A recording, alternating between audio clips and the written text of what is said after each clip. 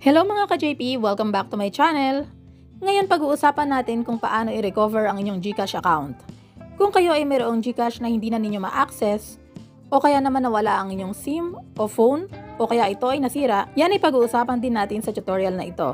Tara, simulan na natin. Ang first step, punta muna tayo sa GCash Help Center. Search natin sa browser. Tapos i-click natin yung mismong website. At ngayon, mapupunta tayo dito sa customer page ng GCash. I-search lang natin yung recover account.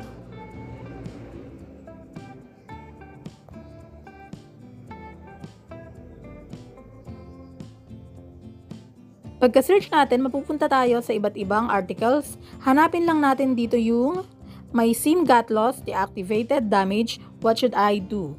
Dahil yung article na ito ay mayroong form na kailangan nating fill upan para ma-recover yung ating account. Click na natin. At pagka-click natin, scroll up. Ngayon may iba't ibang steps dito. Piliin lang natin yung step 2 saka yung step 2B. Ngayon magsimula tayo sa step 2. Kung hindi na ninyo magamit yung inyong SIM card at yun ang problema, hihingi tayo ng SIM replacement para ma-restore ang inyong number at ma-recover ang inyong account. Yung step 2B naman, kung gusto ninyong i-recover ang inyong account at mai-transfer yung mga laman na pera mula sa old GCash account papunta sa bago ninyong number, ito naman yung pipiliin natin. Ngayon magsimula muna tayo sa step 2, kung saan hihingi kayo ng kapalit na SIM na may katulad na number. Pagka-click natin, ito yung mga requirements para makahingi tayo ng SIM replacement mula sa ating network provider. Madali lang to dahil nagawa ko na to dati. Kailangan nyo lang pumunta sa pinakamalapit na store ng inyong network provider. Madalas niyan sa mga mall ay may mga store ang Globe, TM, Smart, TNT at iba pang providers. Pwede rin sa mga market. Magtanong-tanong na lang kayo. Yung mga requirement naman dyan, kailangan lang mag-prepare kayo ng 2 valid IDs, notarized affidavit of loss, at saka yung inyong picture or selfie kasama ng inyong ID. At kapag ready na nga yung mga requirements, pupunta lang kayo sa store at iaabot niyo yan tapos bibigyan na kayo ng SIM replacement. At tandaan mga ka-JP na yung number na ibibigay nila ay SIM number na ginamit sa GCash account ninyo. Ngayon pag nakuha na ninyo yung bagong SIM ay pwede na kayong makalagin sa inyong GCash account. Ngayon dito naman tayo sa step 2B. Kung nahihirapan kayo sa step 2, at kung sakaling may bago na kayong SIM pero hindi pa rin ninyo ma-access ang inyong GCash account, punta na tayo dito sa My Step 2B. Kung saan, pag hindi ninyo ma-access ang inyong GCash account kahit meron na kayong bagong SIM, mag-request na lamang tayo na i-transfer yung mga laman na pera mula sa inyong old number papunta sa inyong new number. At dito tandaan mga ka-JP na dapat ay mayroon na kayong bagong GCash account. Kaya kailangan ninyong gumawa ng bago at ipa-fully verify yun.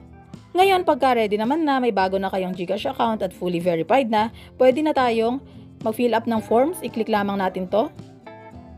Scroll up natin. At yung mga requirements dyan ay 1 photo rin ng valid ID, selfie ninyo kasama ng photo, at saka notarized affidavit of loss kung kayo ay naka-basic. Pero mas madali kung yan ay fully verify tulad nga ng sinabi ko kanina, kailangan naka-fully verify para mas madaling i-refund ni GCash o i-transfer yung mga pera ninyo. Scroll up pa ulit natin para mapunta na tayo sa form. At ito na nga mga ka-JP, yung form na kailangan ninyong i-click para mag-fill out kayo at mai-transfer na yung mga laman ng old GCash ninyo papunta sa bagong GCash. Click natin. At ito yung form na kailangan nating i-fill out. Una, kailangan nating ilagay yung ating email address. At tandaan na yung email address na kailangan nating ilagay dito ay dapat na active at ating ginagamit dahil dyan natin i-check kung ano na yung status ng ating application kay GCash. Ilalagay din natin yung ating GCash registered full name, yung country kung saan nakaregister ang inyong GCash account, yung ating active na mobile number, o kahit na anong number na pwede nating magamit dahil baka magpadala ng text or notification si GCash sa atin. At saka yung old GCash mobile number natin. Tapos yung new GCash mobile number kung saan itatransfer yung mga laman na pera ng old GCash natin. Okay? Ngayon, tatanungin din tayo ni GCash kung ano ba yung nangyari sa ating old number. May mga options naman dito, pumili na lang tayo. Click natin. Ayan.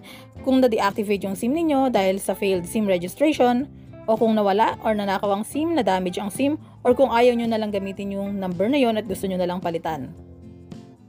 Tapos, iti-check lang natin yung mga boxes dito.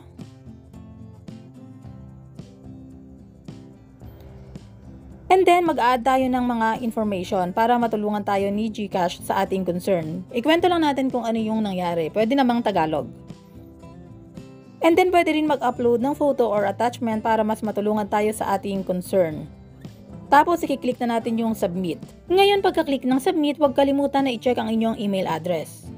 Tandaan na meron kayong email address na nilagay sa unahan, huwag kalimutang i-check ito dahil dito magpapadala si GCash ng update sa status ng inyong application.